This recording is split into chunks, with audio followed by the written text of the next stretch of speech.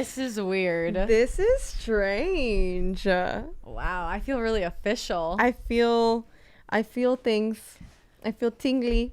I feel like you're really far, but I guess that's how it goes. I know. You know what? You want to know what I realized is that I won't be able to rattle you or grab you Good for me. or hurt you. Yeah, because if you guys have been here a while, you know Franny likes to throw me around. Yeah, so can't do that anymore. But welcome. We don't know how to start this. Yeah, to the first official Frezza Book Club.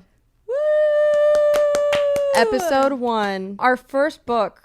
It was only right that we started with our queen, the one that started it all for us, Miss Elsie Silver. But instead of Chestnut Springs, we are diving into The Rose Hill series. the Rose Hill series. Yep, got it. We got it, guys. Don't worry. Yeah, up first we have Wild Love. If you guys read Chestnut Springs with us, you know that it's actually the same world. A lot of the same characters. You don't need to know that series for this one. Yeah. But we want to dive back into the cowboy Canadian You know, we like it. spicy romance. Yeah. There's something about spicy Canadian books Yeah, you know? that just does it for us. We just keep going back to them, huh? we do. Keep coming back. You guys don't know this, but you were supposed to read the first 10 chapters. So if you're here, Well- we're about to discuss the first 10 chapters with you. Also, we have a little drinky drink, of course. Oh my gosh, Franny, yeah. let them know. We are drinking our very delicious whiny baby red wine. If you know, you know. If you know, you know. Yep. How the hell are we supposed to I don't cheers? know. How do people do this? Yup. Ow. Oh my goodness. You know? We are going to get loosey-goosey over here. Lucy. Because if you guys know, this wine it does the job. It really does. It It's does. delicious. It's a little sweet. It's got great body to it. Yeah. It's so nice. Exactly that face. It's so nice. It's so nice. So, yeah, if you guys are here, we have officially turned the Frezza Book Club into a YouTube series? Channel, we don't really know. This is all Episodes? still kind of new. We will not be doing it on stream anymore. No. Yeah, no. So it will live on here, which is exciting, sad. We still are streaming, though. Still are streaming. We are saying this a couple months in advance. So. I know. Twitch.tv/Franny and Ezza. We Yes. still exist. Don't forget about us. Yes, just book club will live on YouTube Yeah. from now on. Yeah. We're still trying to figure out the logistics. yeah, but we thought we would just dive right in and go for it. Yeah. Merch. We have merch out. Make sure you guys check it out. Leave the link down below. I don't know. This is again, bear with us because this is episode 1. This is probably going to change drastically. Also, once we get into the book, I feel like it'll be a little different. Yeah, I feel like this will change drastically as we learn Yeah. and continue on. But yeah, it is funny because we are filming this months In advance. in advance for you guys. Yes. And some of you have started to notice the change in the room while we live stream, which is really funny, but we haven't said anything. But some of you did pick up on it. So for those of you Yes. who figured it out, Someone commented About the Are curtains. those curtains pink? yeah, first it was the curtains. It was like, wait, guys, I think the curtains are a different color, and no one picked up on it. And then the other day, someone was like, are those 2 mics? Are those podcast mics? Oh my God, what's happening? Did you see that comment? Yeah, I did. Yeah, they were like, I "Did you see the will pod-" say yeah. the pink on the curtain is very close to the beige curtains we had prior. It's so close to They're the so other ones close. that Caleb didn't even realize that the He curtains. didn't even recognize. I said, babe, walk inside and look at the curtains, and he was like, what's different? No I'm like, idea. Okay, well, it's fine. Good thing we The spent the cheetah card on that. yeah, can't even tell that there's a difference. It's all good. Also, everyone say hi to Bobby at home editing this. Shout out to Bob's. Hey, Bobs. Episode 1 Episode love you. 1 and 2 and 3 and 4 and 5 and 6 and And to 7 infinity and beyond. to infinity and Okay, beyond. let's take one last gulp, or one first gulp. Sorry, Okay. not last. Cheers. Cheers. I almost said chat. We can still say chat. Okay, you guys are still chat. You guys are still chat. Okay, so we're gonna dive right into our book, Wild Love by Elsie Silver. Also, I will say I forgot all of the characters from Chestnut Springs going into this. So this was like a really fun, as we were going, it was like fun little surprises like reminding me of the characters. Little from Chestnut moments. Springs. Yeah, for sure. Oh my gosh. Okay, so actually at the very beginning, 3 pages in, Elsie writes, for all the women who figured out that good enough isn't actually enough, and for those of you who are still looking for more, it's out there. You'll find it, and if not, don't worry. There's always Ford Grant. Ford Grant's always out there for us ladies. He's always there waiting for you guys. Chapter and she 1. did you see that she had the map this Yeah, time? but I don't get, is that just to show us the different worlds so that we don't get confused? Oh, yeah, wait. just the different towns. Rose Hill where and everything Chestnut Springs are so close together. Yeah, like she put Vancouver, so we have a better idea of where all her towns and cities were. Oh my gosh, yeah. Vancouver Island, Vancouver. This is really cute, you guys. Alberta. Calgary. I didn't realize how close Chestnut Springs was to Calgary. I love that. These are all fake though, right? Yes, they're fake places. places. Okay. I was going to say. They're fake places. Yeah, Okay. but in the book, it has the map, which is cute. I love a visual. I'm a visual girly. Me too. I'm a visual learner for sure. ASMR. Literally the first thing I wrote at the top of chapter 1. What did you write? Because I want to know if it's what I wrote. Wait, what did you write? Because I feel like we're like the same person. What did you write? I go, Ford is Willa's brother, question mark? Oh, wait.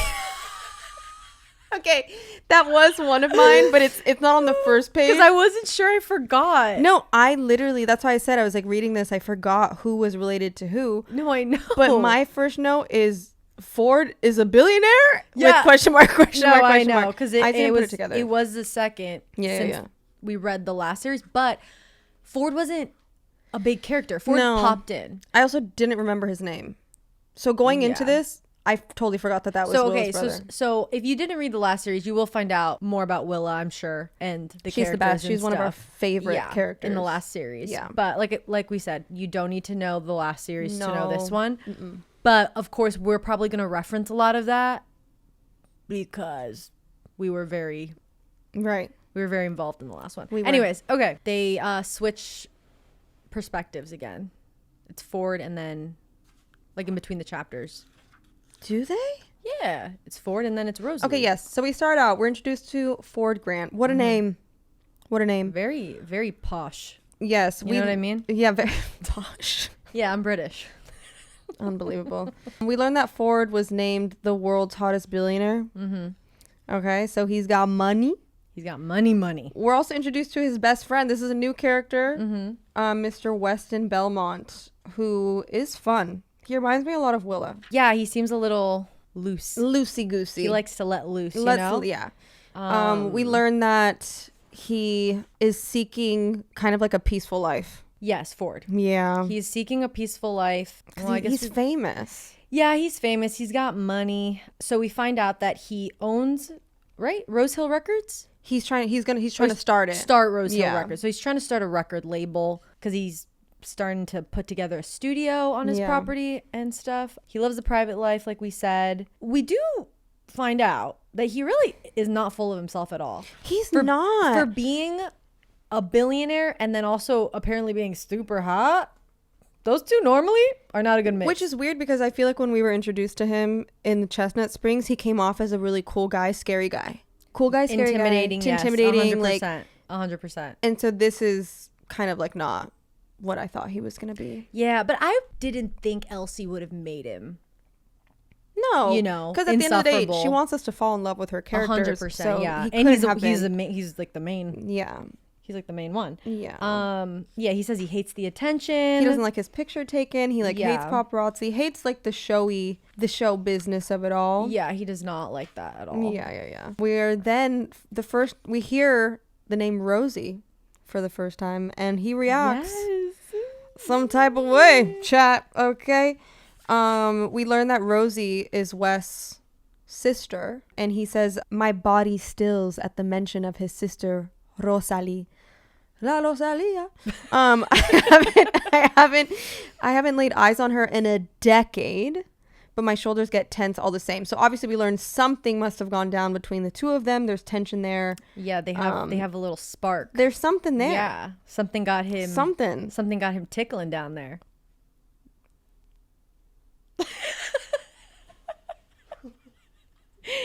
Something got him excited. Something got him a little tickled. I turned to face west. Doesn't she have her master's and some fancy job in Vancouver now? Yeah, so she left, got a corporate job. She's being a corporate boyfriend. Girl. I mean, yeah, I mean, we'll get into that. Yeah, I mean, you guys know if you read this. Yeah. And then Elsie brings us back to Rose Hills Ford's escape. Always has been. He loves it there. Yeah. Elsie decides to drop a huge bomb. What's the bomb again? On the 10th page of this book. We are 10 pages in, and she decides to drop the biggest bomb of all. Oh, yeah. Dude. I was like, okay, I mean, I guess here we go. I feel like so much happened in the first 10 chapters. A lot happened. My notes, guys, a lot happened. It was so crazy. A lot happened. But basically, he has a little knock at his door. Ford opens the door, and there's a girl there. How old is she? Or how old does she appear to be? I think she's like 12. Yeah, I think she's like 12. I think she's 12. And he goes, pardon me. I heard the words, but my brain is not processing their meaning. And she goes, you're my dad. You're my daddy. You're my daddy. So daddy. Give me my money. Yeah, daddy. Literally, I was like, give me my money. Convenient timing. I know. But she says biologically speaking. And I go, huh, daddy? I was so confused. I was very confused. I didn't know what way Elsie was going to take us. I didn't know if it was going to be one night stand situation. Yeah. But then she went surrogate. Or, yeah. Surrogate. No, not surrogate. Donor. Sperm donor. Sorry. I don't know. I don't know. I wasn't sure. I forgot. Not surrogate, sperm donor. Yeah, we learned that. Sperm donor. We learned that I guess he gave his sperm. I don't like that word. I guess he gave his sperm when he was young for money. He needed money. And he was doing it a lot. Yeah. So out popped up Miss Kora. Her name is Kora Holland. Can you imagine how many kids he got then? Insane. They're all gonna come running now. My name is Kora Holland. Your name is Ford Grant Jr. and you're my biological dad. So obviously that's crazy because we know he's not a bachelor, but he's not prepped. Well, to be a dad. He's not even in a relationship. No, he's not. I think he's how old? He's 32. I think he's 32. Yeah, something like that. So I mean, you know, he just is living the good life. Yeah, but 10 pages in, she was like, "Well, here, buckle up." She definitely got me on my tippy toes with that one. Yeah. So now, chapter 2. We're in Rosie's perspective. Yes. Rosie.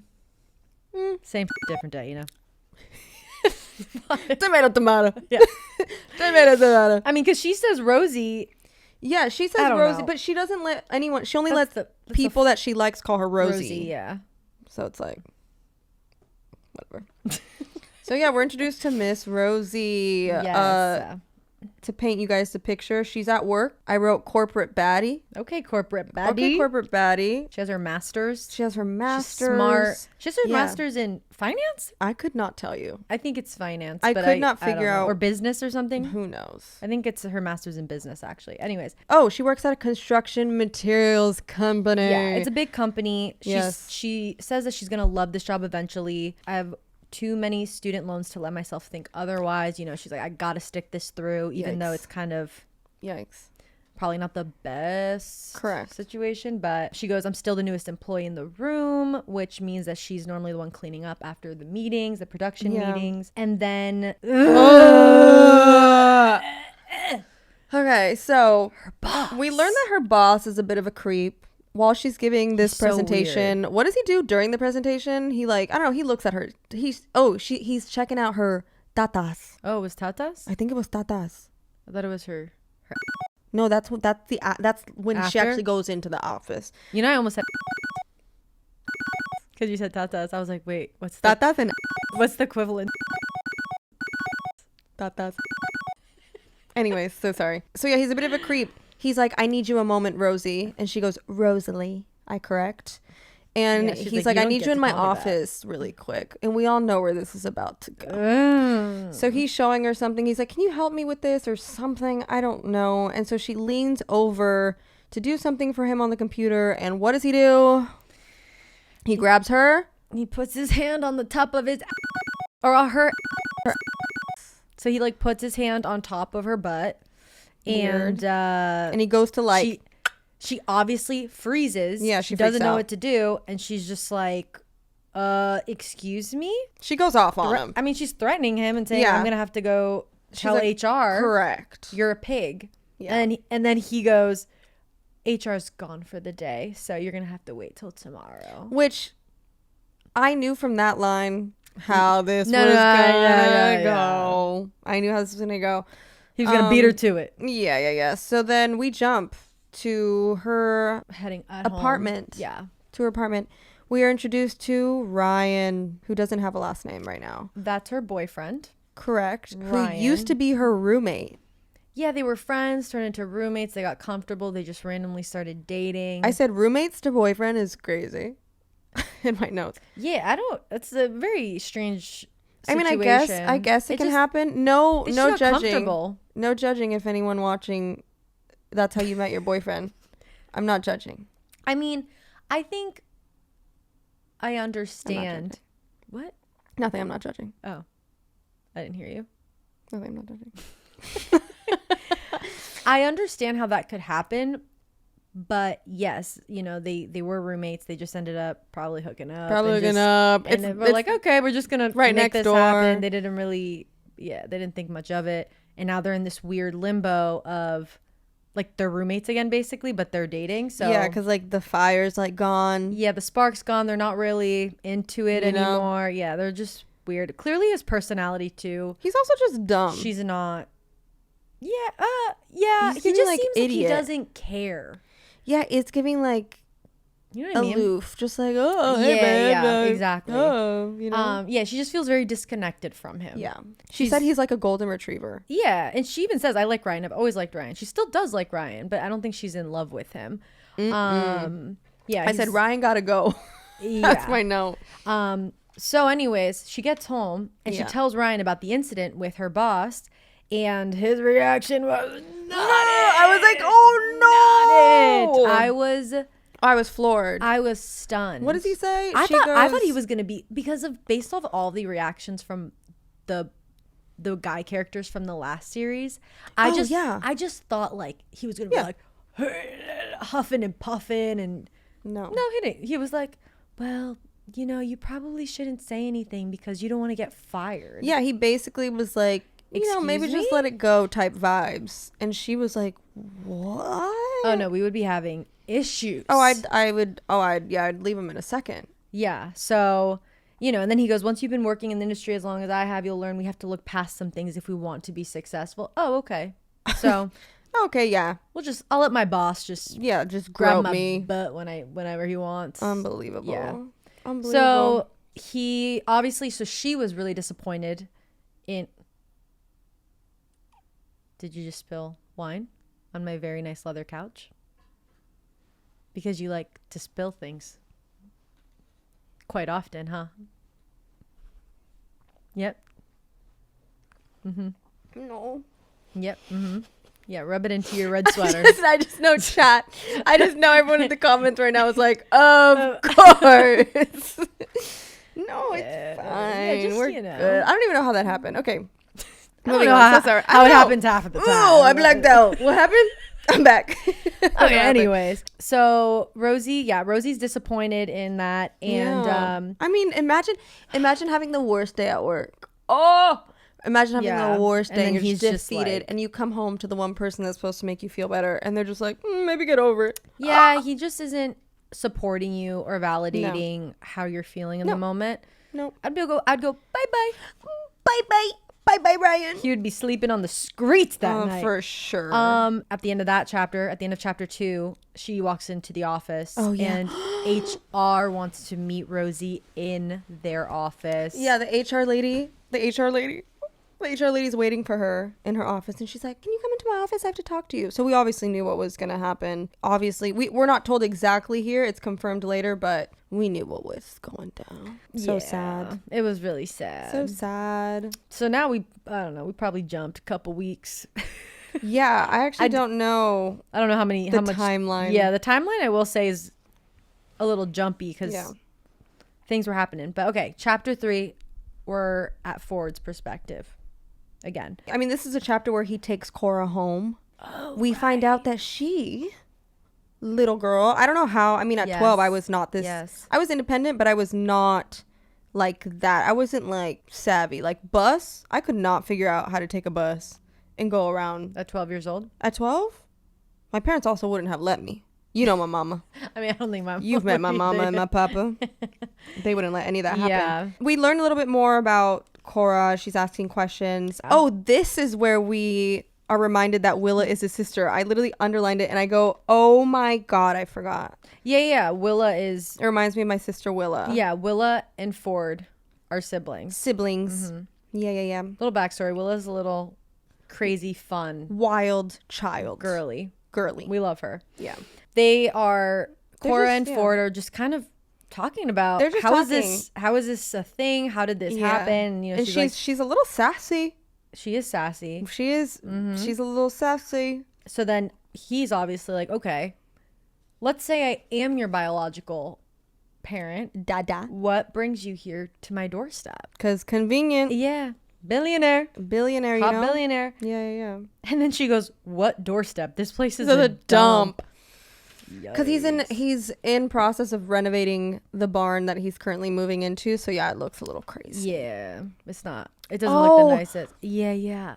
And then she just goes, "Am I allowed to say that word?" Yeah. Well, I mean, yeah. I think so. Yeah. You can just read the whole. I mean, she just goes, "My dad died." What? You said I could say it. I don't know. I don't know. I thought you were gonna give a little preface before it. I thought you were gonna give a little wiggle room before my dad died. Well, that's what it says. It yeah. just says my dad died. We find out that her dad has passed away. Yeah, from ALS. From ALS. Yes. And mom is not doing well. Not doing well. She's not doing well, mate. No. She's very depressed. Depressed. Struggling. Not mentally. getting out of bed. She needs help. And Kora wants her mom to get help. Kora's very smart for her age. She knows that her mom is not doing well. Yeah. And that's why she came to find Ford. Yeah. To see if he can help with, take her in. Take her in essentially. In the meantime. She has no other family. And so basically. I think Child Services probably would have taken her or something. They would. Right? She said that she was talking to a counselor at school and the counselor agreed to like help out and also not contact Child Services just yet. She said that she would have gotten moved into a foster system. So the counselor was like, okay, I'll give you time to figure it out, and that's why she goes to Ford and she's like, can you help me figure this out essentially? Yeah. So then she goes, turns out you might be my only living family. Well, besides my mom. So he's, of course, well, I gotta help her. I have to. And he's like, okay, let's take you home. He has a really big heart too. He does. He's a sweetie. And with all that money, I mean, what are you gonna do with all that? What are you gonna do with that? You're not gonna waste it all by the time you die. Yeah, give us Frezza. The cheetah card needs some of it. And he goes, okay, let's take you home. Maybe talk to your mom. Also, of course, he has a Mercedes G-Wagon. I know. I was like, come on. It's probably one of those $300,000 ones. $500,000. Yeah, $500,000. It runs on like air, oxygen, not even gas. So yeah, and he goes, where do you live? Like, where am I taking you? And she goes, in Calgary. 3 hours away. So he's like, whoa. Are you kidding? He's like, how did you get here? And she goes, I took the bus, took all night with all the stops. At 12? I can barely do the tube in London. I can barely do the subway in New York. I wouldn't even know what stop to get off at. No, I would be like, I'd get lost instantly. I'd get kidnapped is what would happen. No, that would have been tough. Yeah. So they get to her house. Elsie skips straight to them arriving to her house. Yeah. And we find out her living conditions, no bueno. He also realizes what day of the week it is, and he's like, wait, she's supposed to be in school. Yeah. And mom is asleep. Like, mom didn't even notice. Mom didn't even notice that Kora had left because she had just been sleeping for so long. Yeah. So crazy. Yeah, he walks in, place is a mess, kitchen needs cleaning, there's a pizza box on the cluttered counter, there's milk left on the counter, the dishes are stacked. It was bad. Kora goes to get her mom. Gets her mom. Her mom's not doing well, and Kora goes, or Kora tells her mom to come out. Mom comes out and says, Kora tells me you're here to help us out. And of course, Ford says, yeah, Marilyn, I'd like to help in any way I can. Because what else is he going to say? He can't say, I know. He's going to be like, nope, I'm out of here. Sorry. Peace out, kid. Yeah. See ya. Deuces. And she's like this. And she's like, I know. Okay. No, but he's like, I'm going to do something about it. But he realized that he's like, it's not even 2 p.m. and she's asleep on a Tuesday. So yeah, we got a little glimpse at Kora's mother. Now, wow. Chapter 4. Back to Rosie. Back to Miss Rosie. We have fast forward quite some bit. We have. She's jobless now. So we can only guess what happened. Yeah, we haven't. It hasn't been confirmed in this chapter just yet, but we know what happened. But yeah, she's jobless, so she is now in Rose Hill, and she's come to her brother's house, and she's at the property. She's pulling up, or is this the property she grew up on? It is the property she grew up on. Is it? Yeah. Because she remembered because like the dock is there. I don't remember. The parents gave the property to Wes, but they're on a separate house on the same property, so the parents are still around. And so she walks up to the door. She's about to knock on the door, and all of a sudden, $4,000 is right in her face. Grand. And let's remember that they have not seen each other in a decade. Okay. Yeah. Okay. Wait, I have to tip my head back to meet his emerald gaze. He's always been tall, but now he's just big. Big. Big in what way? Dude, if I broke an ankle or if you broke an ankle right now, that'd be crazy. That'd be crazy. And she goes, so he's a big boy. He stares at me, and the weight of his gaze has my heart thundering against my ribs. So obviously, they both had the same reaction to each other. Yes. Like they both have, something went down. We don't know what yet, but something went down. Okay? Yeah, it was, yeah.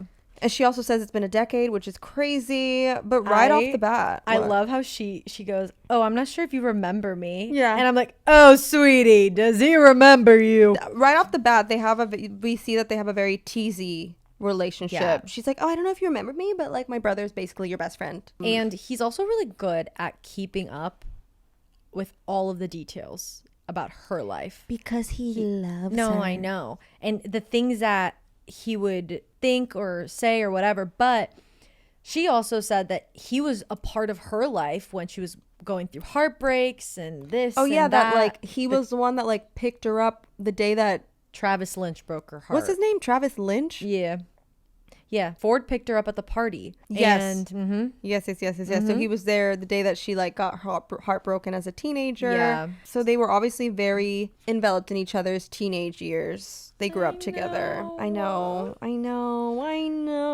Yeah, he was there when Travis Lynch broke my heart. Neza, this part made me laugh. Oh, because you... I literally thought of you because I was like, Franny's gonna instantly think of me in this chapter because I want none of this. I want. Yo, you can go ahead. Well, so you can go ahead. When Rosie, walks in, her nieces and nephews, or her niece pops in, and chat knows this about me as well. She's like, "Oh my gosh, Auntie Rosie!" She's like, "Emmy." Whatever. She is just sticky. She's just sticky. She's how old is she? I think she's 3. She's a toddler or 4. Yeah, she's a toddler or she's very young. She's sticky. She has stuff on her, runny nose, and Neza always says that that's my worst fear, is having a sticky, dirty. That's the one thing I don't want. I'll take 10 kids. I'll take 2 kids. I'll take whatever God wants to give me. But all I ask, please, Papa Dios, do not give me a sticky, greasy, dirty, runny nosy baby. And you want to know what? That's what you're gonna get. I can't. I don't understand. And chat knows this too. There's something about sticky kids. I don't know what it is. I was laughing so hard. I know because I like that's my worst fear is to have a kid just sticky. Yeah, she had like orange popsicle. Oh, it was all over. Yeah, but even she's 6. She's 6 years old. Okay, but even Rosie. What the heck, Rosa? I don't know. But even Rosie was like, oh, like she didn't want the stickiness, and she was like, West, you got to give her a bath. Yeah, you gotta wash her up. You gotta wash her up. Nessa's gonna wash your kids 4 times a day. Yeah, she was like, you need to bathe this, West. She's sticky and smells like orange juice. And she goes, orange freezy. Which I'm assuming that's a popsicle. Yeah. So it's like an ice cream. Comment down below. Is Freezy a popsicle? We don't know. We don't know.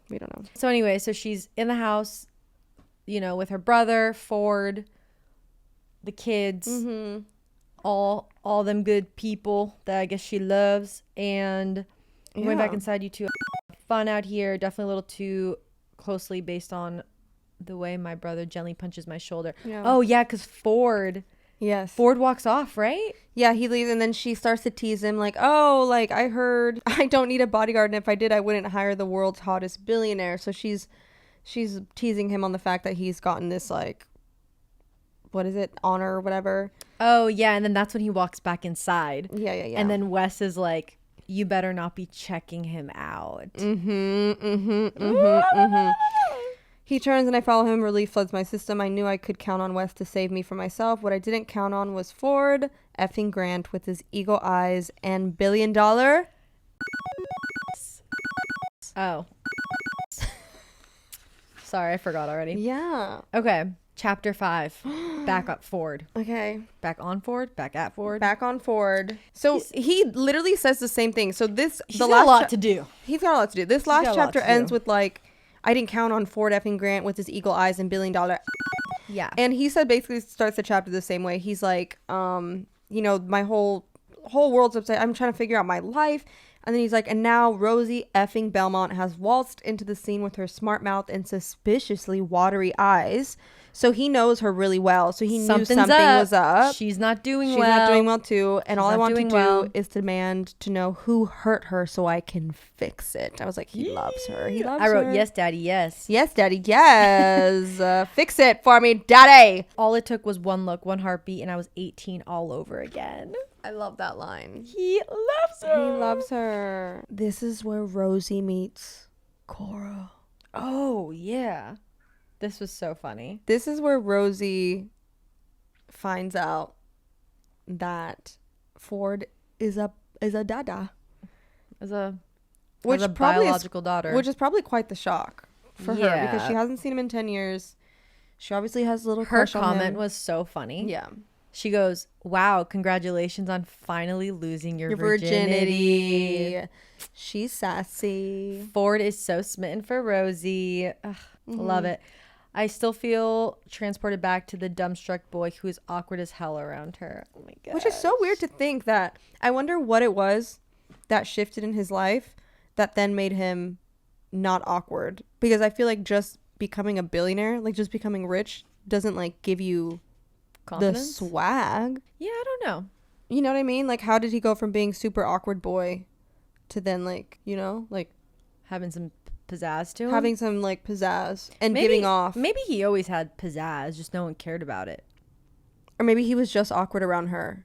Maybe she made him nervous. Yeah. And he was only awkward around her. Yeah, that could be possible. If he was absolutely head over heels in love. Yeah. Which seems like he is. Oh, the sperm donor joke. Emmy's like, what's a sperm donor? And Wes is like, oh God, let's get out of here. Emmy, let's get out of here. Let's go give you a bath. Yeah, when I finally opened my eyes, Rosie is staring at me, baby blues wide, glossy pink lips popped open in a perfect shape. What? I snipe. She smirks. The genetics are strong with that one. I like her. And then Kora, I'm right here. It's rude to talk about a person like they aren't present. She's something. She's sassy. She Willa. She does. She does give Willa, yeah. Oh, and she is related. Yeah, so it makes sense, yeah. Willa's her aunt. Mm-hmm. Oh, that makes so much sense. Titi Willa. Titi me preguntó si tengo mucha novia. Mm-hmm. Shout out Bad Bunny. Yeah, so Kora's spending the night at Ford's. Yeah. Obviously. So she's staying there. It's her first night with him. And this moment's really cute because we start to see a side of Ford where he fully was not prepared to be taking care of a 12-year-old girl. A full human, talking, walking. Preteens are also very scary. Oof. I'm terrified of preteens and teenagers. I look back at myself and I would have been my poor parents. No, I'm afraid of them. Yeah. And, so he takes her to the room. Is this room okay? Yeah. And she goes, I really want black sheets. And he's like, well, and he chose like really dark purple sheets, like because he kind of can get her vibe that she's like this little rocker girl, and he thought that the purple was gonna be good, and she's like, I want black sheets. And he goes, well, okay, I guess I gotta go find black sheets. Imagine. And it's just sweet because he's trying really hard. He's also letting her know, I can get you a boiled egg. Are you hungry? And then just not prepared. And she's like, a boiled egg. I know. He's like, you want a snack? A boiled egg. And she's like, and then he goes, there's also cereal. What kind? Oatmeal? And she's like, She's like, oatmeal, are you kidding? And then he's like, oh, Lucky Charms. You can tell he's very like, he's giving off type A. Yes. He's very like healthy, like no sugar, like eats, takes it very seriously. And so that's why he's like, what did he say? He was like, I bought it against my better judgment, basically. I mean, yeah. He's also never had to take care of anyone else other than himself before. So he's not thinking he knows nothing about kids. No. Like nothing. Not at all. Chapter 6. Ford. Are we going from Ford to Ford? Ford to Ford. Ford to Ford. Yep. So he runs into Rosie on the dock. Oh, at the dock. There's a dock that they grew up. That they share. Okay, so Ford and Wes are neighbors. They're neighbors now. Okay, correct. But basically Rosie's like, this is my dock. Like he's like, she's basically so funny, she's basically teasing and being like, what are you doing here? Like, get off my dock. But he doesn't tell her that technically, since he bought the property that he did, the lines of the property, the dock actually now belongs to him. But he doesn't tell her that. He just lets her think that it's still her family's property.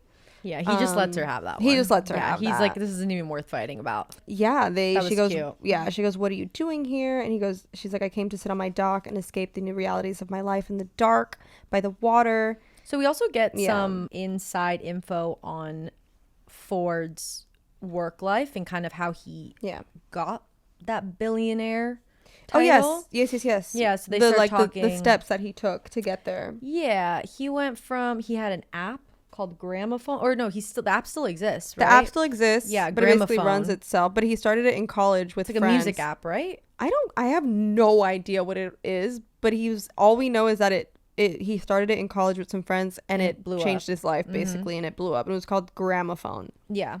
And then Gin and Lyrics was his bar, which we are introduced to in Chestnut Springs. Yes, because they go to the bar. Yes, whatever. Someone goes to the bar. Yeah. But he has a bar that also super successful. He just is a very you can entrepreneurial. But you can tell that they're all like passion projects, and then when the passion like leaves, he basically like turns to do something else, because with the bar, he was like, that was like my passion project, and then now it's turned into like, he was like, it basically runs itself because I have like people running it. And he goes, also it's like a place where bands play, and he was like, and the bands that are playing there like aren't the bands that I like. It's just to please the people coming. Yeah. And so he's kind of like distanced himself from that business now because it's not really serving him. So that's why now he's starting this record label and moving to Rose Hill. And now he's getting tons of messages from people that want to record, write with him. Correct. All that. Yeah. All that jazz. Yeah. But also Ford is a Nepo baby. But we find out that it didn't really help him in any way. Yeah. He basically got all his money on his own. Because his parents didn't want to hand him the success. Yeah. Like that. Dad is a really famous guitar player. Was it a guitar? Yeah, he was in a band, right? Yeah. In a really popular band. We also find out that Ford has not told his parents about Kora, which is crazy. And Rosie kind of goes off on him about it because she's like, wouldn't you want to give them like some sort of warning? We find out that he's basically terrified of his dad finding out because his dad had a scare. His dad had a scandal when they were growing up where someone like accused him of being the father of someone. Yeah, it says a fan went to the press when Will and I were younger claiming my dad was the father of her child. Yeah. And that was the reason why their father stopped touring. Because he's like, I don't want to deal with this anymore. Like, this is too much for me. Yikes. So that's why he's scared to tell his dad, because he's scared of how his dad would react to being a grandpa. Oh! Wait, what happened? This is the hot pony tug. Don't tell me that. Okay, wait. So jump to page bottom of 55. Okay. So she takes her seat smack dab in the middle of the dock like she's taking her claim. All she needs is a flag bearing a family crest that she can nail to a board. I'm about to walk away, but I allow myself one last glance in her direction, shoulders tense, her nose tipped up high. I pissed her off, but not that badly. Not enough that it stops me from reverting to my teenage self. Remember, they have a very playful relationship. Youthful relationship. Yeah. I bend down and reach out to wrap my fingers around her high, bouncy ponytail. I give 2 firm tugs, watching the way the light hits the column of her throat Throat! She growls with annoyance, but it doesn't scare me. Good night, Rosie Bosie. And she goes, F you, Junior, I hate you. Also, I just need to say really quick, because I did write this note down, but I was like, it could have just been me. I was like, am I just a little horn dog that I interpreted that way? But then obviously later on we learn, I won't ruin it, but later on right? He tugged your ponytail. But he tugged your ponytail, and I read it as a very like sexual thing. No, but I was like, is that just me? Yeah, I mean, I just knew off the bat. It's Elsie, right? Oh, it's Elsie my Silvers. Bookmark fell. Oh, Franny lost a bookmark. It's on the floor. You can't see it. That's crazy. But imagine I didn't see you for 10 years. That's what I'm saying. I didn't see you for 10 years, and I just go, yaga. Yeah. Insane. Could you imagine that? But it was like it. But there's tension. There's tension. She obviously, I was like, she liked it. She says, "F you, Junior, I hate you," but she liked it. Okay. And that's how that chapter I'm sweating. Okay. Chapter 7. Rosie. Okay. Okay. So she slept in the bunkhouse or the bunk bedroom bunkhouse. I don't know. I don't know what that meant. What's a bunkhouse? I slept in the old bunkhouse where we used to hide out during a thunderstorm to have group sleepovers as kids. Okay. I don't know if it's a bunk room. Maybe or it's if like a guest house. It might be. I think it might be a guest house. I don't know. Comment down below what it is. I don't know. But she does. Oh, you're my belly. My belly went boo. The mic heard it though. Oh, I'm hungry. So if you can hear my stomach growl, I'm sorry. She goes, I don't miss the city at all. No. She goes, I don't miss the city at all. Nope. She's tired of that. She is. She's considering not going back to the city.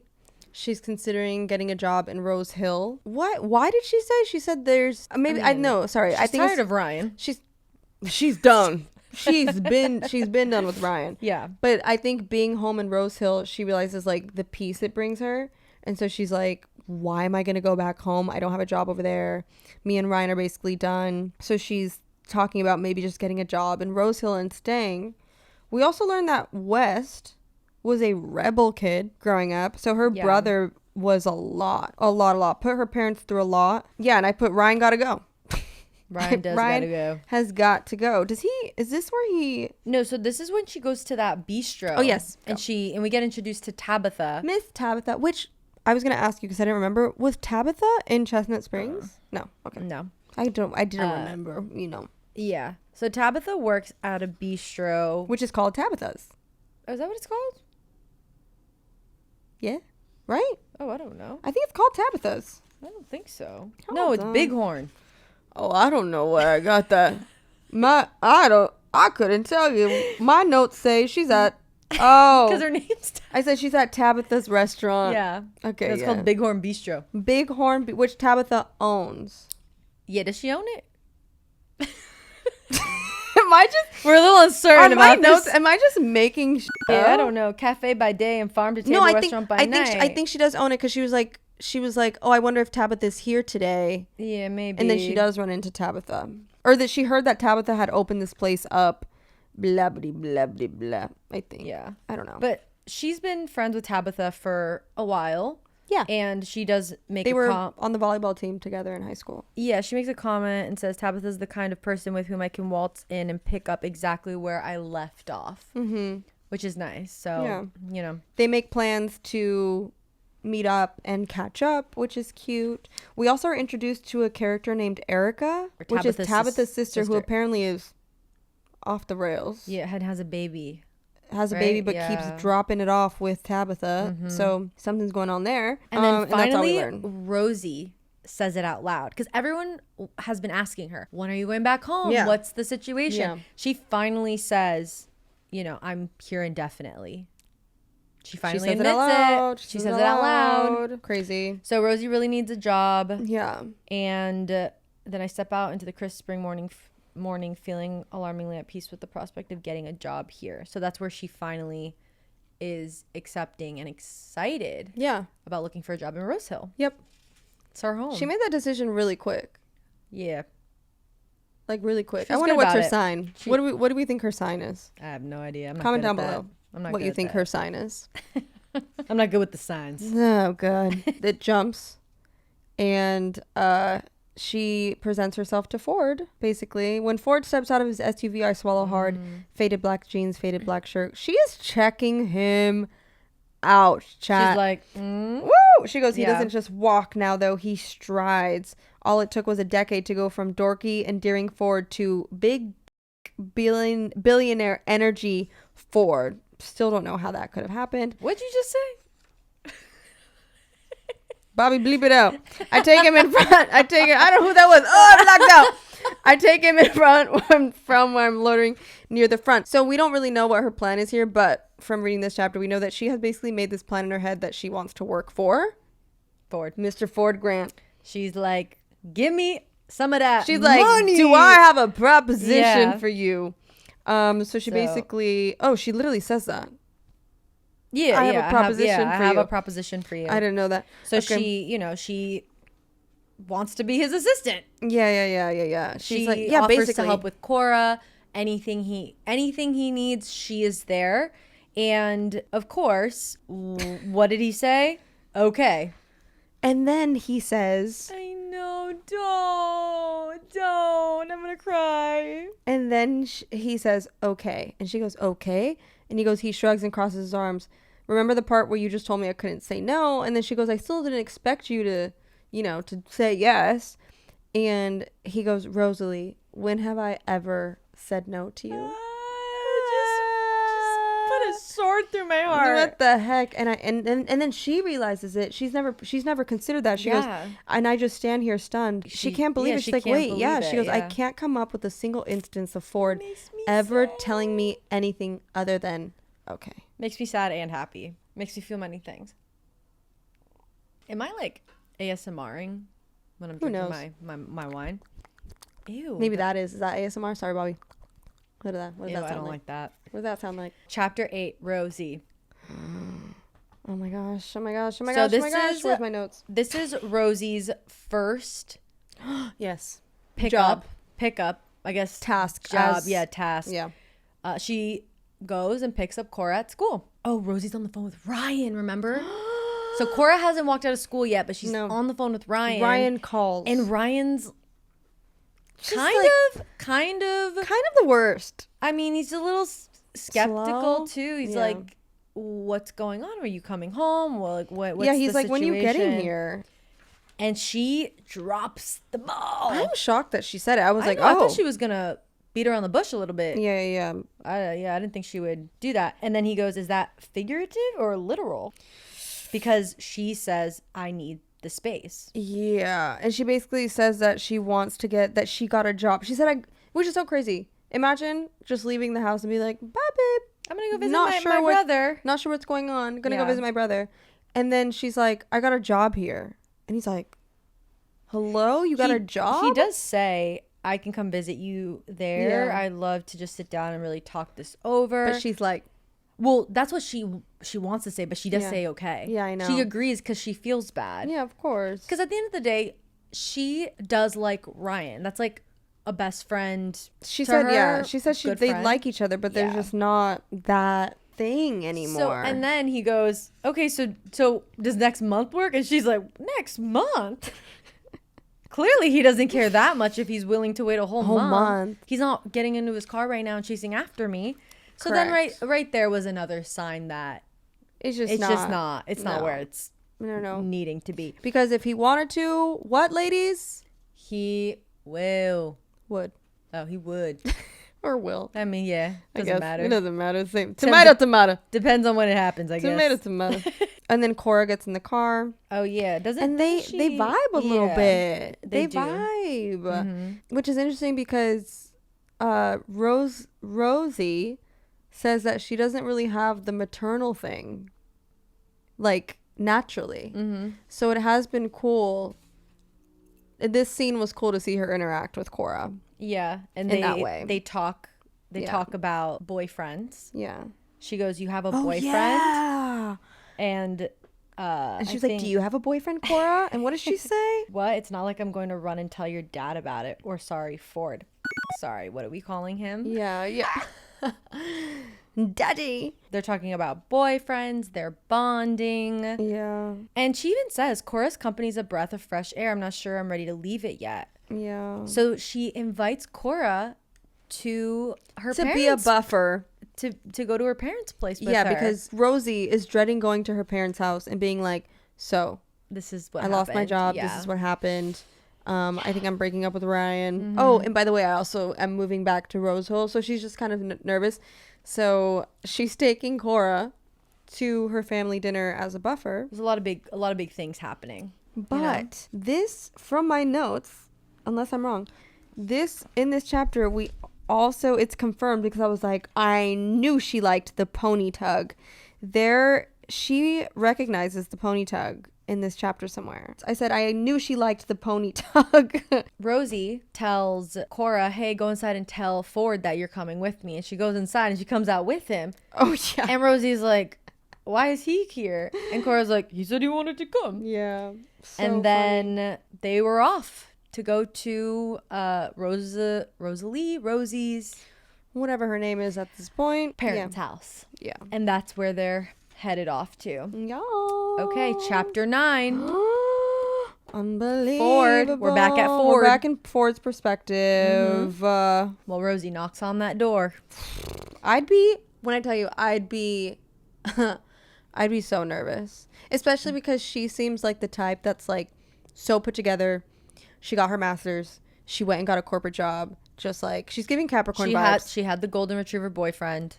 Correct. You know what I mean? So imagine having to come home and tell your parents who think she's put together, the perfect child, because West is the opposite. Yeah.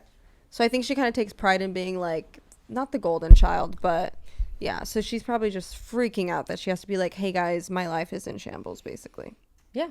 And she's not happy about it. But her dad immediately clocks it. He's like, why? Yeah. He's giving weird energy right off the bat because he's very curious as into why she's at the house. She showed up very unexpected with a little 12-year-old girl and Ford. So why are you here? And what are you about to tell me? Correct. It's giving, this is my daughter and this is my new husband. Correct. Also, Greta, who's her mom, says, no Ryan this trip? Ford's like, yeah. And Rosie goes, no, not this time. They obviously love Ryan because they're like, oh, is he doing well? That boy works too hard. And so then this is where her dad goes. She shows up out of nowhere, unannounced, with Ford at her side. We always expected this would happen. So everyone else probably saw. They've known. They've known that there's something. There's always been a little. Two. Do you believe in magic in a young girl's heart? You know. What's the rest? They always knew that there was a spark. Yeah. Why did that come to your head? I just was thinking magic. But why did you think magic? Because they had a spark. Okay. You know Hold what I mean? I was just thinking sparkles. Spark, fireworks, magic. Poof. Okay. I was like, oh, cute song. But then I was like, wait, how did we get to magic? Yeah, you know. Okay, yeah, like spark. Yeah, like Jordan Sparks. Ready to keep going? Unbelievable, this woman. Okay. Anyways, Rosie then tells her parents about her new job, and then Ford dives in and saves the day. He just can't see her fail, or he doesn't want her to ever be in a bad situation. She also prefaced it as I've taken a position as Ford's personal assistant, so that obviously was like, I know, it's like what? Yeah. But yeah, Ford comes in and he goes, no, I'm hiring her as my, what is it, financial business advisor? Or business manager. Yeah. As my business manager. You know, she has her MBA. She's very smart. Yeah. And everyone's lifting their eyebrows up, but what are they gonna say at that point? Also, it's so funny because he goes, she has a life in Vancouver, a boyfriend. I know she's not going to stay in Rose Hill for long. I know. But but from her perspective, it seems like she, does want to stay. Also, we learned that it says Rosie Belmont took off to start her life 10 years ago and has barely been back. It crushed me when she left.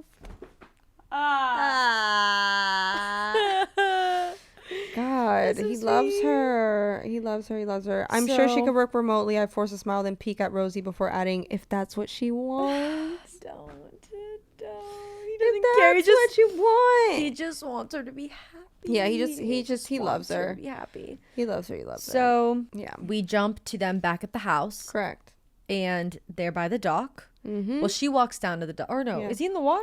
I think she is. He's in the. Yeah, because she goes, "Are you stalking me, Junior?" Yeah, he's in the lake swimming, and Anyways, what? Nothing. Continue. What were you gonna say? Nothing. Continue. Oh my gosh. Yeah. She goes, "Are you stalking me, Junior?" It's like, what? Mm-hmm. You keep swimming past my dock. Mm-hmm. And obviously, in his head, he's trying to figure out a way to tell her that this is not your dog. Yeah, this is not your dog. It's mine now. Whatever. But it's okay. And he goes, at the end of the dog, so Rosie's like just hanging out. She's eating chips. She's eating a bag of chips. She's snuggled up in a blanket, staring at me like I'm an idiot. And then that's when she's like, you keep swimming past my dog. Wee. He says that it's good for metabolism. Okay. All right. It's good for his soul. Yeah. And then she goes, obviously, like the flirting kicks in here. I was like, whoa, here we go. If you're cold, I'll let you sit on my dock. Might even share my chips with you. No point in having a good metabolism if you can't eat fried potatoes whenever you feel like it. Yikes. Okay. And he goes, you're gonna let me sit on your dock? Guys, what kind of dock? Change the D to another word. What? You mean the O? Change the D to another letter. No, you mean the O? No, change the D to another letter. The D? What am I missing? Fernie? What? What? Oh, I'm thinking.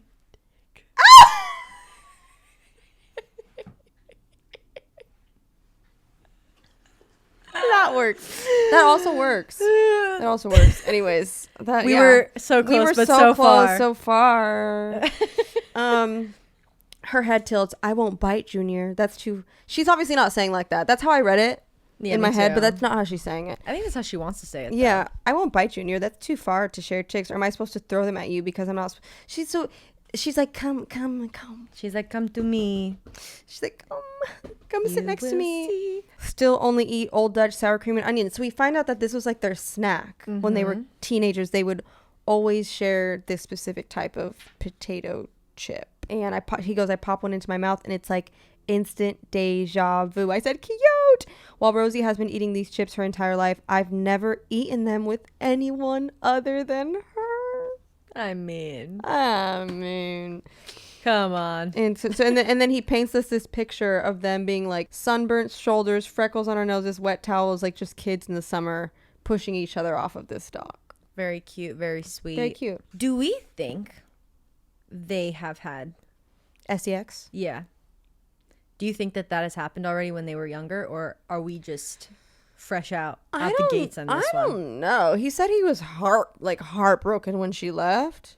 I'm so curious what the backstory is. Yeah, or maybe there isn't. Maybe he just like never has always just been so in love with her. Yeah, maybe infatuated with her. Yeah, maybe he just never took the leap and then regretted it and was like, oh well, she's gone. Because I can totally see them maybe doing then, a one night situation and then it went all into or something. Yeah, I don't know. I'm so curious. I know. I want to know. I have no idea. But she makes a really cute comment. So they obviously have a heart to heart while they're on the dock. Yeah. And Ford expresses to Rosie how he doesn't really know how to be a dad. He's never had. Rightfully so. Yeah, I mean, he's never had to be. He doesn't have any kids, whatever. Yeah.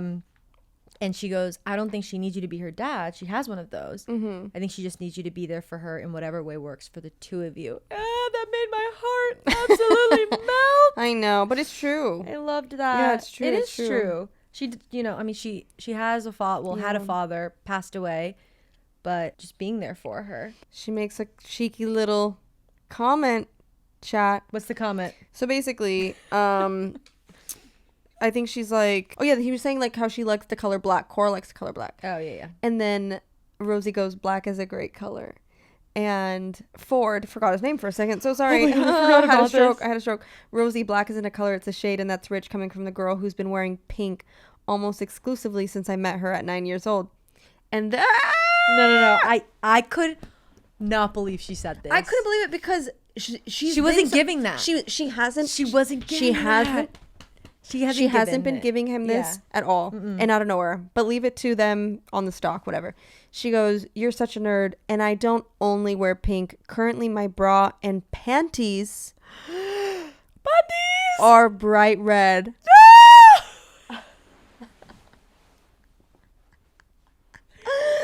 Crazy. And then obviously Ford's like, well, obviously he's like, "Oh, the thing." So sorry. I freeze for a beat. I can't speak. Stroke. I freeze for a beat and then wipe my face with an open palm. I huff out a, what word is that? I circled it. I don't know what that is. I've never seen that word in my life. Beleaguered sigh, pretending that I'm exasperated by her when I really just need a moment to regain his composure. You know what I'm saying? Don't do that. You know? Y'all know the deal. I don't know. So anyways, she makes a cheeky comment. He gets hot and bothered. He's trying to calm down. Oh my god, I forgot about this part. I really just need to regain my composure and to keep myself from imagining Rosie Belmont in bright red lingerie. And then that's so crazy. And then to shake up the moment, he decides to throw food at her. Oh yeah, like they're kids. And she goes, "Ford, you do not just do that." He goes, "I'll throw chips at Rosie Belmont every day." Yeah. We're both laughing when I playfully tug her closer and reach for the chip gripped between her fingers. She tumbles into me and it crumbles all over us as we fall and fight over it like two children over a toy. Her palm lands between the thick lapels of my terry cloth bathrobe on my bare chest. How convenient. I get the full experience of watching Rosalie Belmont lick her lips. Well, and that's when the laughter stops. Her eyes fall to where her skin presses against mine. All the immature playfulness bleeds away, dripping between the boards of the dock and washing away in the lake. When my eyes snap back up to hers, I get the full experience of watching Rosie lick her lips while the tips of her fingers curve lightly into the indent just below my collarbone. She's taking a good, long, blatant look, and I'm too stunned to move. Did anyone else think that something was going to happen? Because I fully thought this was the moment. I thought this was the moment. Elsie was going for it. She really teased us here. He goes, "I'm too weak to stop her." And then they are stunned by a voice that says, "What the F are you two doing?" West's voice cutting through the golden, because it probably looks like they were about to get it on. We both shoot up to a sitting position. I said, "Caught," as if we've been caught doing something wrong. And they go, "Sorry." And who says taking down a walk down memory lane? Is that Ford? I don't remember, actually. The last page? Yeah. I think she does. She says that. Taking a walk. She goes back to West as he strolls down. Chat. What are lapels? Huh? The lapels of the thing, of the robe. Is it just like the thick parts? I thought these are the lapels. The rope? Or the rope? Is the rope the lapel? Or is this the lapels? Her free palm lands between the thick lapels of my terry cloth bathrobe. Oh, in between. So it's like right here probably. The lapels. Lapels. The last and final. Last chapter, and then we will read a chapter. But chapter 10 is in Rosie's perspective. Here we go. Buckle up, chat. Oh, no. Sorry. Why did I say that the hair tug was acknowledged in the other thing? It's acknowledged right here. Okay. That's what I was saying. I was like, I don't think it was in the last one. No, I still think it was, though. But anyways, I'll find it. It's work mode. She's in work mode. I toned down my regular work attire, but my blazer is a dusty rose pink, and that makes me happy. I've paired it with a plain white tee, baggy boyfriend jeans. She's my type of girl. And I was like, okay, fashionista. Yeah, and then she goes, a pair of suede beige boots with a chunky heel. Hopefully they'll hurt when I kick Ford's for being so utterly bewildering. The hair tug, the way he went eerily still at my red underwear joke, the way he dragged me closer to him, the way his chest peeking from beneath his robe stopped me in my tracks, the way he let me touch him with no hesitation. And she goes, yeah, I'm gonna kick his all right. Yeah. So funny. But yeah, Ford's already there. It's a work day. This is like, I guess, her first official day. Also, what building are they in? The building that he's trying to turn into his official office space or his studio. I'm not sure. Yeah. But she does say, I need to keep my eyes on my work and not on whatever transformation Ford has gone through in the past decade that has left him oozing sex. She's ready for it. She's ready. Yeah. She's feeling it. He's feeling it. Yeah. The pheromones are in the air. Okay. Yeah. They get it. Something's going to happen. Oh my gosh, the diary. So she walks up to his desk and she recognizes this butterfly patterned diary sitting on top of it. Yeah. She's so confused. She hasn't seen this diary in a decade or over a decade. Because it's her diary. It's her diary that she threw out the window, right? Yeah. She threw out the window one night. Ford went looking for it and kept it for her. He never read it. He never opened it up. But he says to her, I kept it because I thought one day you would probably want it. So cute. How do you find someone that cares that much? Well, I mean, you did. You have. He's Caleb would not go. right there on your finger. No, Caleb would not go look for a diary if I threw it out the window. Hell no.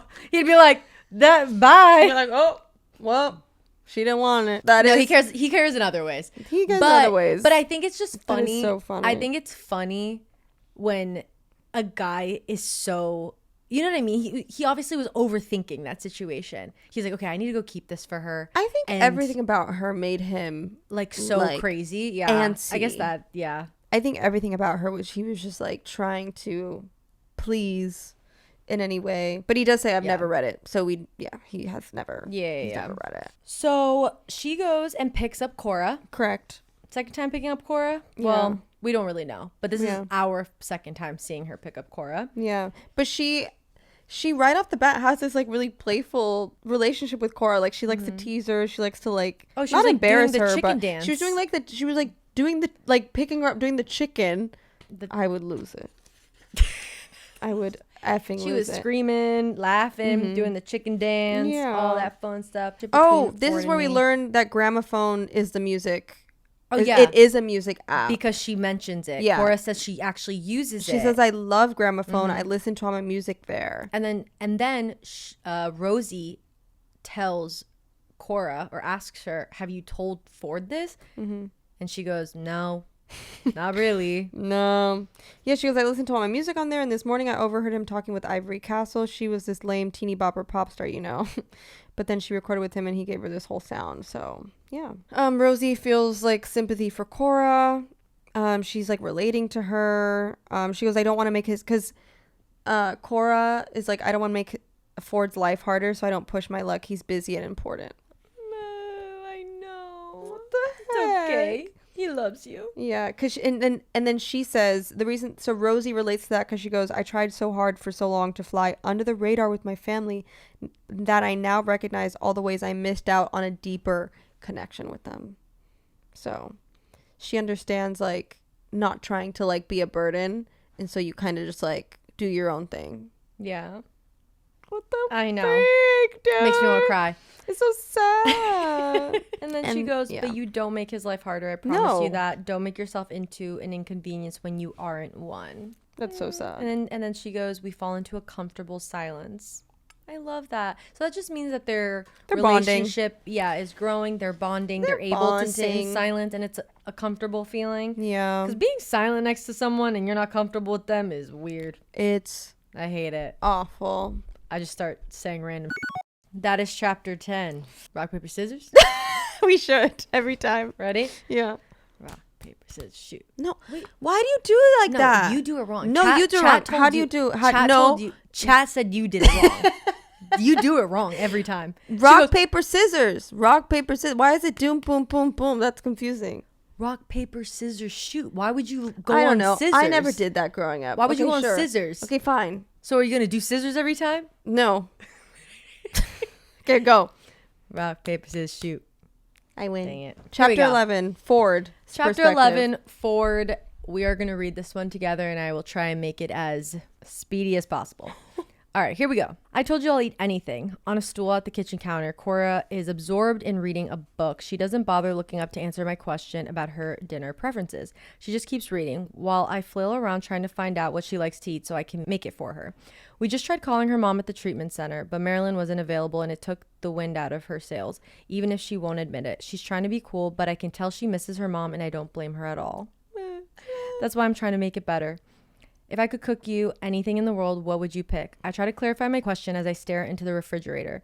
Admittedly, not everything in the world is in here, but if she would tell me what she actually likes, I could try something similar. I mean, I could have it brought in. Anything? I see her shrug out of the corner of my eye and I wonder if this is how I was growing up. I know if I bothered to tell my family about this situation, my mom, my dad, my big mouth sister, they'd all have something to say about it. I'm sure they'd all have good advice too, but they'd also come with criticisms. I worry they'll tell me I shouldn't have done this with Kora, that it was impulsive, that I'm putting my... It's all good. Our GoPro went out. Our GoPro went out. Learning lessons. I worry they'll tell me I shouldn't have done this with Kora, that it was impulsive, that I'm putting myself at financial risk, that I'm under no obligation to help in this situation. But they'd be right. But the truth is, I'm feeling startlingly protective of Kora. Any critical comment or advice that I do less than I already am could make me go borderline feral, like full Papa Bear mode. And it's an unfamiliar feeling, one I'm still grappling with, one that's keeping me from seeking outside advice. So, frog legs? Her hazel eyes pop up over the top of the book. Sure. Liver? I love it. Caviar? Your rich kid is showing. Me, that was funny. I wipe a hand across my mouth to hide my smirk. Hot dogs? She gives me a confused look. You know, that's actually the most offensive food on that list. Do you have any idea what's in them? I reach into the fridge and inspect the package. Meat trimmings. Kora just nods, but she's finally not ignoring me for whatever Stephen King horror she's reading in an attempt to be as anti-stereotypical as possible. Are they less offensive if we roast them over a fire? For a moment, her eyes light up before she goes back to trying to look cool and unaffected. Do you have stuff for s'mores? I'm a 32-year-old bachelor workaholic. Of course I don't have stuff for s'mores, but I only say I don't. She probably thinks she's unreadable, but I don't miss the way her shoulders fall. I can go grab the ingredients. No, it's fine. Hot dogs on a fire sound great. I'll go grab a sweater. After she stomps up the stairs, I get to problem solving, because if that girl wants s'mores, she's going to have them. Aww. A quick swipe across my phone screen pulls up Rosie's contact information and I hit call. I knew you were stalking me, she answers. I roll my eyes standing in my big empty kitchen and cut to the chase. Do you have the stuff to make s'mores? Dude, have you seen the bunkhouse? I have a hot plate, a toaster oven, and a kettle in the corner. I'm living on the wrong brand of sour cream and onion chips because the grocery store here doesn't stock Old Dutch. Okay, never mind. Of course I have the ingredients for s'mores. You're a hot mess, Rosalie. All I heard was that you think I'm hot. Oh my. I say nothing to that. To that? I say nothing to that. I say nothing to that. There's no safe answer, especially not when my neck gets all red at the mere mention. Can I swing by and grab the ingredients? No. No. Why would I share them with you? You're a bajillionaire. That's not an actual term. I know, but it has a more satisfying and ridiculous ring to it. I try one last time. They're for Kora. Rosie goes quiet and then, oh, well, why didn't you say so? I'll bring them over. And then she hangs up on me. You know how to start a fire? Kora stands at my back as I arrange the sticks and newspaper at the bottom of the fire pit. I do. I'd have thought you had a butler to do it for you. I sit back on my heels, kneeling as I look up into Kora's snarky little face. Man, did you and Rosie make some sort of evil plan to mock me mercilessly today? A small giggle I've never heard from her tumbles out. No, but I wish we had. You women are going to give me a complex, I say, dusting my hands clean. You want to light it? Me? Yeah, I feel like adding pyromania to your personality profile would be a good fit.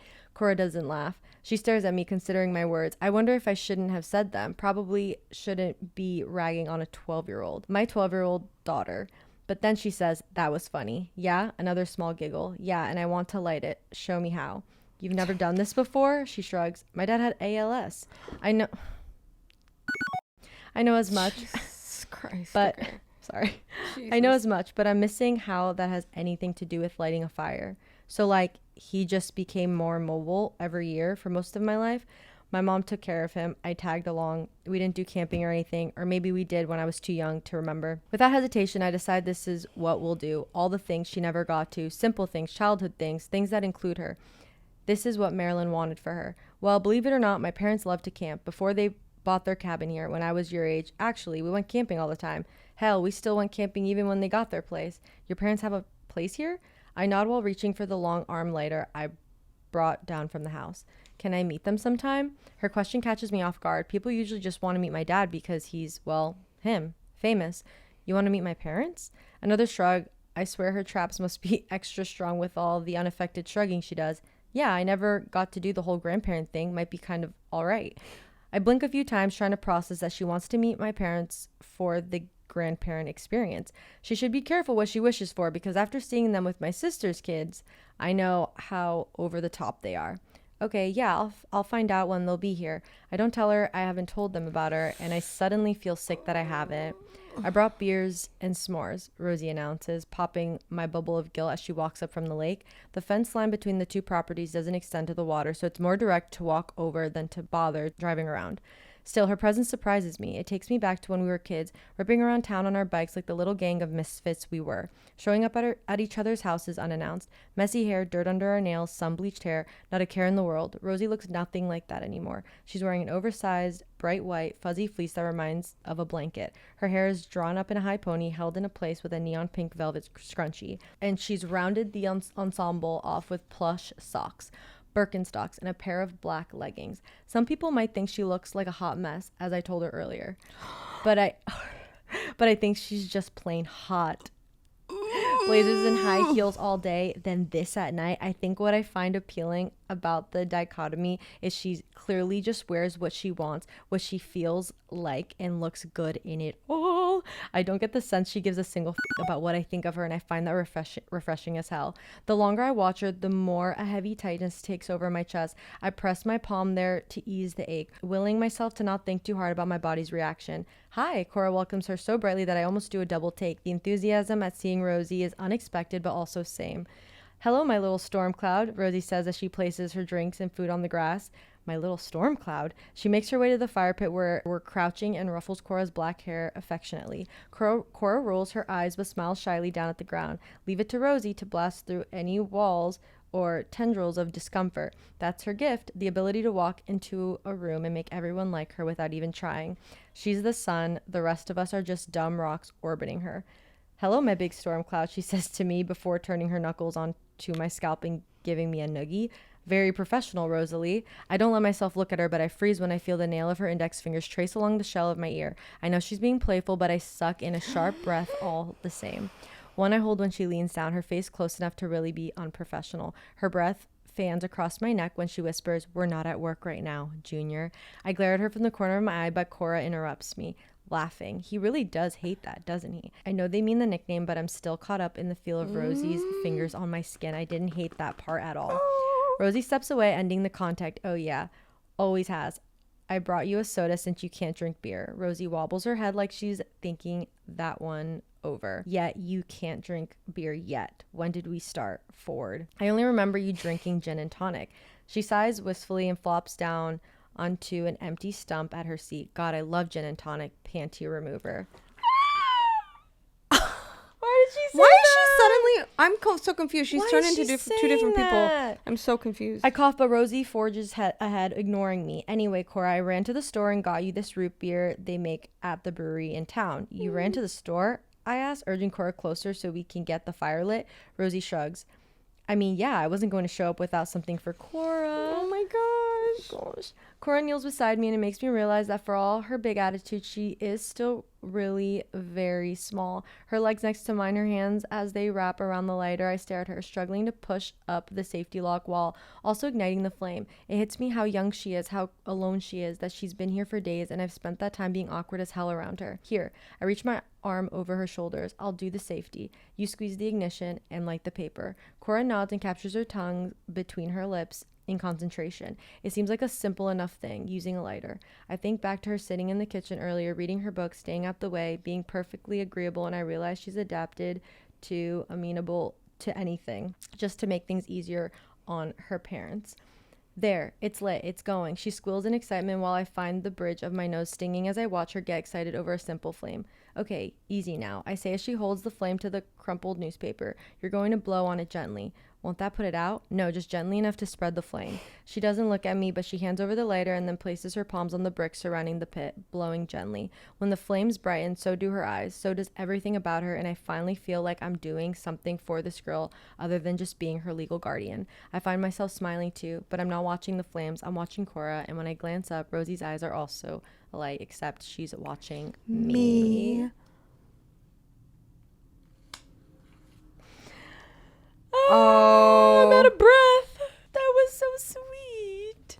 Oh my God. I just read the first line of the next chapter. I'm so sorry. Why would you do that? I'm so sorry. Why would you do that? Why would sorry. you do such a thing? I'm so sorry. Wow, you guys. That was something. We already know where this is going to go. Yeah. And I'm so excited. I'm so excited. I feel like we're maybe 2-3 chapters away from something going down. From something crazy? Something crazy.